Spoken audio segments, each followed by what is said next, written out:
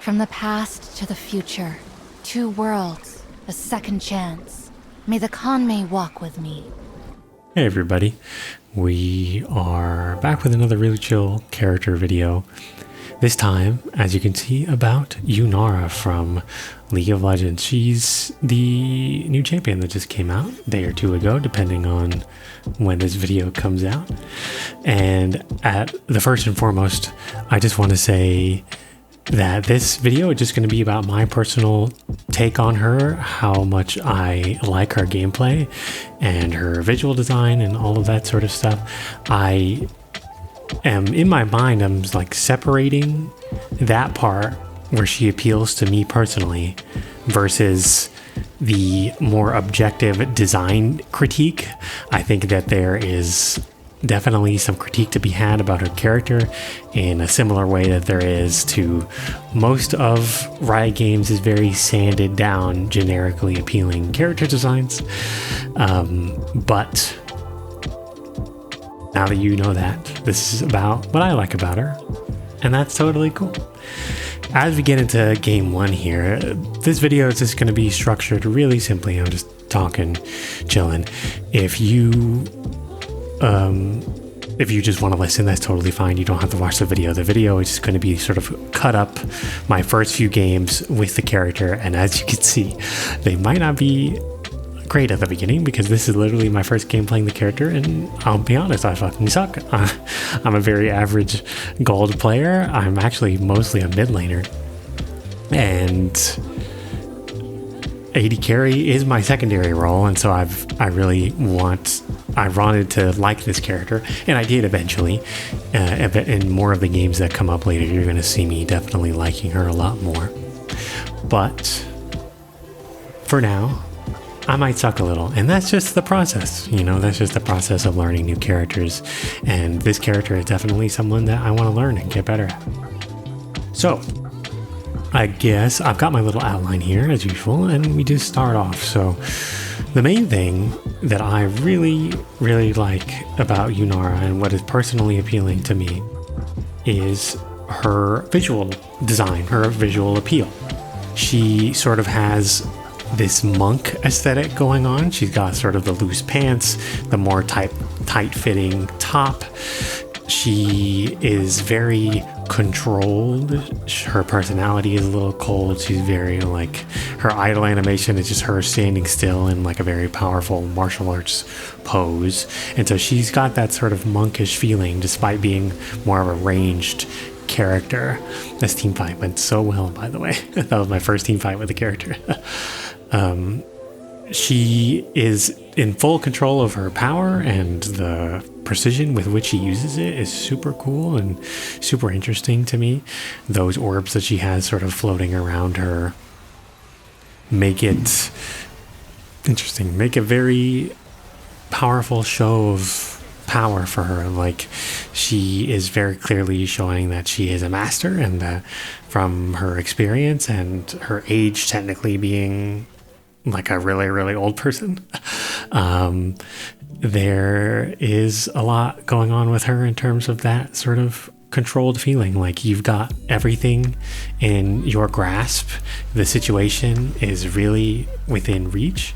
The situation is approachable, and really nothing phases her, nothing scares her, and she's got that sort of personality, which I think is absolutely awesome. And then finally, the last points about the character design. Can I just say I'm an abs guy? I like abs. That's totally fine for me to say, right? I think that's totally fine for me to say. I like abs. You got me, Riot Games. You did your research. You sent out your surveys. And yes, I do like abs. Thank you very much for asking. And the short hair also, just for me, it's just so cool. Super, super cool. I like her colors in her default actually better than on her skin.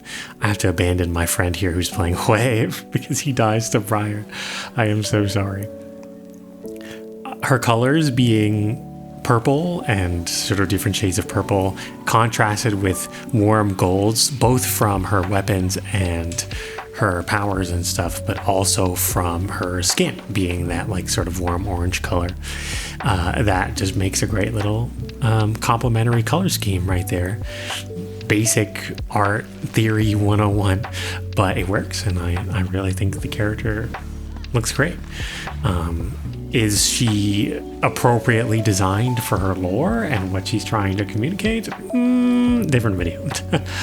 But the next part of what I really like about her is similar, or coming from that monk aesthetic, or rather, I am very quickly reminded by this character about one of my favorite anime, which is Dragon Ball. I'm sure you guys are also Dragon Ball fans, or at least have heard about it. But to me, this character, I'm not really sure why, but she just screams Dragon Ball.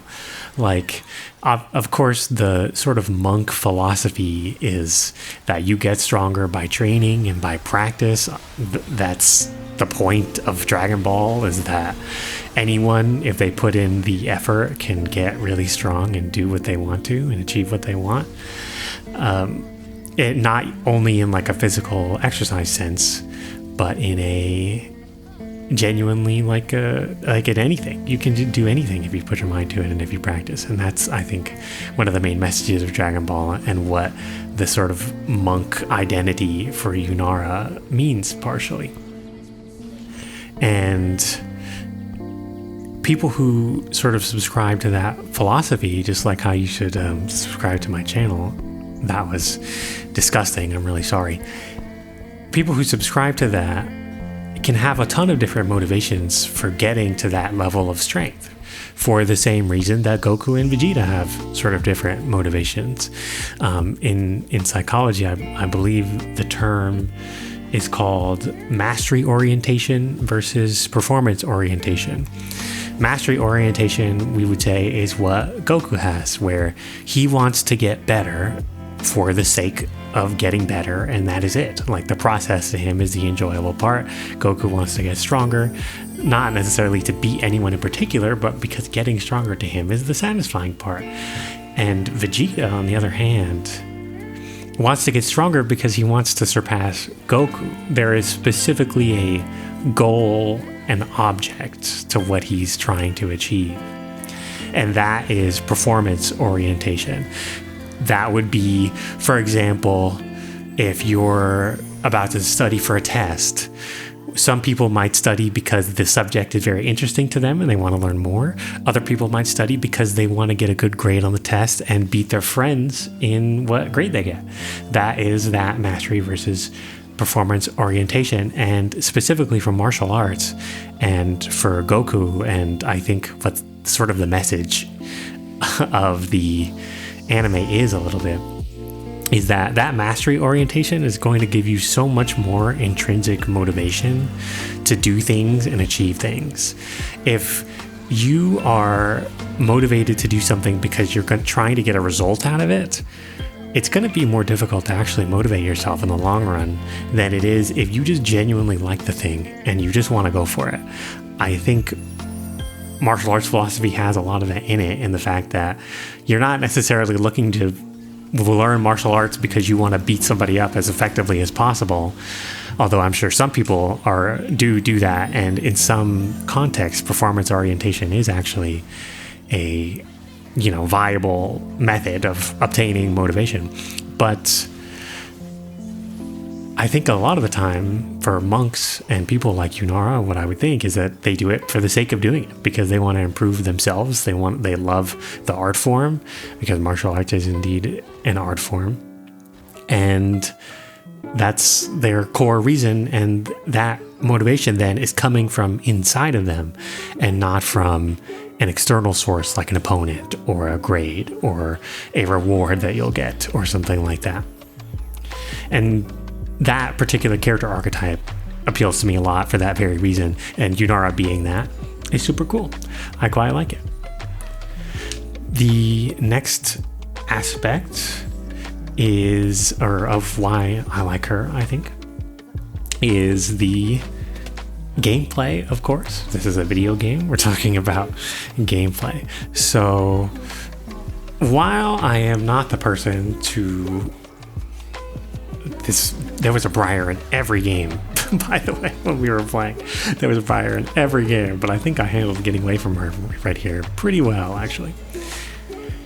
Her gameplay is, as I'm sure you guys know, very traditional AD carry gameplay, where you farm, you get stronger and stronger as the game goes on. You're rewarded with your patience and with appropriate positioning in fights.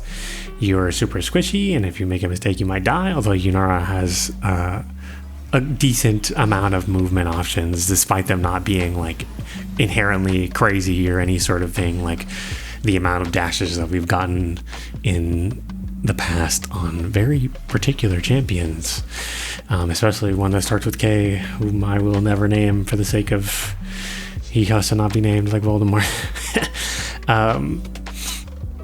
But she's got a good amount of movement, but otherwise I think her kit is super like standard. Her Q is like the typical AD carry steroid. Her W is the typical AD carry projectile. Her E is the typical AD carry increased movement speed, and also it's a dash in her ultimate. That is so cool to me. That gameplay that really rewards the fundamentals is something that I'm always really attracted to. It takes a lot of intentional effort and thought, and that gameplay style is what I like personally, a little bit more than just like unga bunga running it down, which is fun occasionally. Like, I main Yone in mid, and I'm not going to say that he is the most intentional, thought-provoking character in a lot of games. Nice fight, triple kill. This is actually the first game that I kind of do well in, and we win. Yeah, I'm not going to say Yone is big brain, and I'm not going to say Yunara is necessarily big brain either, but the role of AD carry in and of itself, and because she sort of embodies that role really well, I think she definitely rewards those fundamentals, and that is really cool. I like that. I sort of like that slower, although she's not necessarily slow, but that slower, more methodical, more I need to be really careful about what I'm doing here gameplay just works well for my brain. I'm sort of a logical guy. I was about to say I'm sort of a slow guy, but that's not quite correct, nor even the right thing to say. But I just sort of like that. It's my sort of pace, is my sort of speed. I think if you're even watching this video or have seen some of my videos in the past, then you would just know that. I like keeping it chill. And AD carry, despite not necessarily being a chill role, in my opinion, is quite chill in terms of all you need to really know is the fundamentals. Hi, sweetie. My cat is walking around on the desk and stuff. And nice. Actually, this is like the last play of this game, I think, and we ended up winning this game. Nice. Come here, sweetie. While she reminds me, I'm going to drink some water real quick. Her tail's slapped the microphone. Let's go. Oh, related to the Dragon Ball thing, and also related to gameplay, her ultimate is literally a powered up version of her base form. Is that not Super Saiyan? You can't tell me that's not Super Saiyan. And her upgraded W during her ultimate is a gigantic beam that fires from her hands. You can't tell me that's not a Dragon Ball beam. You can't tell me that's not a Kamehameha. You can't tell me that. And she's a martial artist. And it's like, oh, dude, like, come on. Surely there's some Dragon Ball references in here. Surely, whether or not it was intentional, I quite like it. Very, very cool. Nice. We won this game, and what a convenient place to transition over to our next game. And this will be the last game of the video, you can see at this point, I'm liking Yunara. I'm liking how she feels. I'm liking the sound effects, the way that she plays, her range. I'm liking it. The way that the Q satisfyingly stacks up and you get your little moment of power when you activate it. I'm liking it. And so I bought the skin. And yes, the skin has more abs and exposed. Would that be your thighs? I'm thinking about. I got stun blocked. I got stun blocked by this flash art in my mind. Oh gosh. Okay. Anyway, wow. How professional of me. The last part that I enjoy about her character is we'll talk a little bit more about the psychological appeal. So, or this category, I guess. If you don't know about her lore or anything, this character, Yunara, was previously the Fist of Shadow. I'm actually not sure if she became it again currently, because Akali used to be the Fist of Shadow, but now no longer is ever since her rework. This echo is just going to ruin my entire day. But she was the previous Fist of Shadow. She had to seal herself inside of a temple shrine thing in order to contain a Darkin, and she and that Darkin were sealed there for a really long time, but recently, due to the Wild Bloom, they were released, and Yunara is sort of a woman out of time in that sense.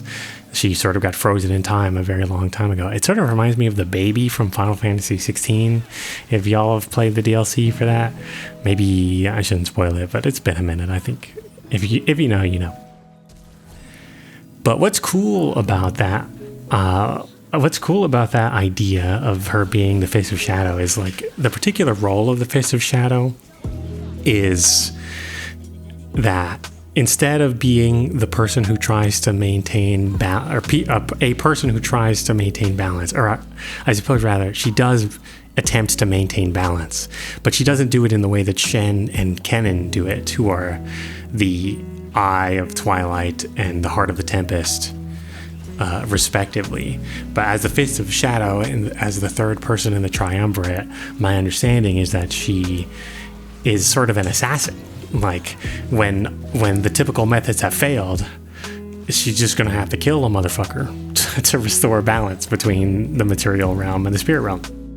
So I doubt, from what I interpret of her character, that she enjoys making those decisions, but it seems to me like she genuinely does think that sometimes you do have to do it in that way. If you look at some of her character interactions, she actually has a somewhat positive reaction to talking to Zed. She's somewhat positive towards Zed because she understands that sometimes you just got to do the cruel but necessary thing, you know. And I think that's sort of where Zed is coming from. She is like associated with Kinku, I believe I mentioned. But yeah, so, and that comes through in her character, being this sort of very disciplined monk character. Her emotional, like showing emotions is sort of suppressed. She tries to keep it very cold. The way that she speaks is very, not to say old-timey, but she definitely keeps to tradition. She's sort of that type of character.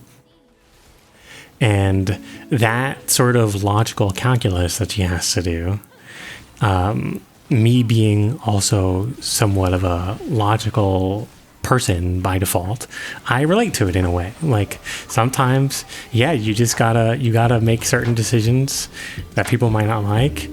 This fight was so close. I focus on the echo too hard there. Sometimes you gotta make decisions that other people might not like, especially when you're in sort of a role of leadership. Like the burden of leadership is sometimes that you've just got to do what you got to do, and it's a little unfortunate and sometimes a little cruel, but it is what it is. Here I am tunneling onto the echo again, and that's the reason that I lose this fight, but don't worry, I learned from my mistake on the third time. But yeah, like sometimes you got to tell people hard truths. Sometimes you gotta let people down, you know. Sometimes you gotta protect your own peace versus letting someone else like step all over it and walk over it.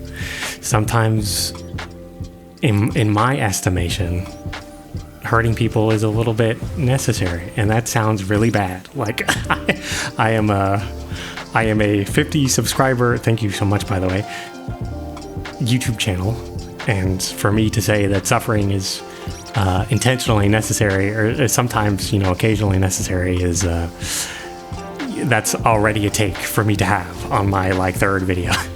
But I don't know, I just sort of feel like that is the case sometimes. You know what I mean? Like sometimes you just can't be nice to people. sometimes you got to put your foot down. That's what I'm trying to say. I will never condone assassination as a form of resolving conflict. That's not necessarily what I'm trying to say. And I'm not saying hurt as in violence, physical violence. I don't even want to, that's like such a complicated subject. But sometimes you got to put your foot down, and people might get hurt when you do it. But you're not like, I suppose you, in my opinion, you're responsible for the feeling that they get of the hurt, because you did say the thing, but you're not responsible for their reaction to that. Like if they take a certain action, that's on them and them making their decision. You know what I mean? Anyway, that got kind of crazy. But another way that she sort of psychologically appeals to me is that sort of fantasy of controlled power projection. Like you shoot things out of your hands. I've always sort of had that fantasy of like shooting lightning out of your hands, or shooting like energy beams and stuff. Dragon Ball just has you do it all the time. And it's sort of an idea that relates to that idea of like, wouldn't you want to be able to control things at a further distance than you're usually able to? Like, wouldn't you want to control the weather sometimes? Or wouldn't you want to get the remote if it's too far? Or wouldn't you want to, like, I don't know, sometimes, you know, obviously this isn't good, but control the way that people behave or the way people act. Sometimes you want to get that control at a distance, further than what you normally can. There's some Stoic philosophy that I think about a lot, which is that certain things are within your control and certain things are not, and those things don't necessitate like an emotional response, but sometimes you want to be able to control those things from range. And I think that's kind of what she does with like her energy projection and punching the orbs and stuff. And as this final game ends, that was sort of my final point. This video is going to end a little bit abruptly. I didn't expect to finish so quickly. You know what? I'm just going to keep talking and do a little quick outro real quick. But just to wrap up, those are the main things that she appeals to me for. I think her visual design is super cool. The connection to Dragon Ball, which in my opinion is super obvious, but you know, I don't know if anybody else has seen that. The sort of training philosophy of the monk character about getting stronger through consistent work. Her gameplay is just super fundamentals based. No like crazy bullshit in my opinion, other than she's got a lot of range and her W slows like crazy. But a relatively simple kit for League of Legends standards. She rewards that patience. She rewards that disciplined approach. The way that her personality works sort of vibes with me, being that sort of like sometimes you gotta make tough choices type of character. And honestly, as soon as I saw her and her design and her gameplay, I was like, instant purchase. Immediately instant purchase. It took me a few games to make sure that I liked her gameplay, but then I bought the skin immediately. I was like, dude, yeah, her design, her lore, her gameplay, they all align with my personal values, and I'm really enjoying playing her. I hope you are too, if you've had the chance to. And if you're a League of Legends player, can I just say, I'm sorry. The gameplay in this video was a little oof. But we all learn together. I think that's the philosophy of this channel, is that we're all trying to learn together. I hope you guys had a great day. Feel free to talk to me about why you like her or don't like her in the comments. Subscribe if you want to hear me just ramble, honestly. Like the video, all that YouTube bullshit, and I'll catch you in the next one. Take care. Have a great rest of your day. Bye-bye.